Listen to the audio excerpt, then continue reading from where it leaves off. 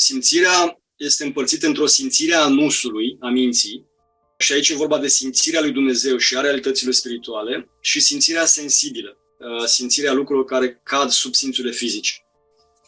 Starea normală a simțirii este să aibă în ea mintea și rațiunea și să fie condusă de acestea. Ca sufletul să nu se lipească de cele materiale și stricăcioase, ci să se lipească de Dumnezeu. Și împreună cu Dumnezeu să desprindă din lucrurile fizice rosturile lor.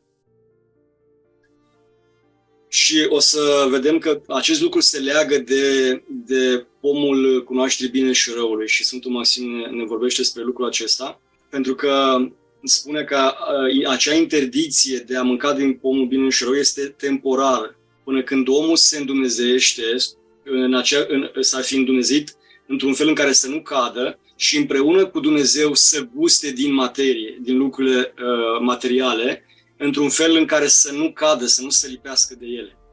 Înțelegându-le rosturile, înțelegându-le sensurile, să guste împreună cu Dumnezeu din cele materiale și să nu se lipească din ele. Și aici a fost punctul de cădere al omului. Apoi mai avem o putere poftitoare.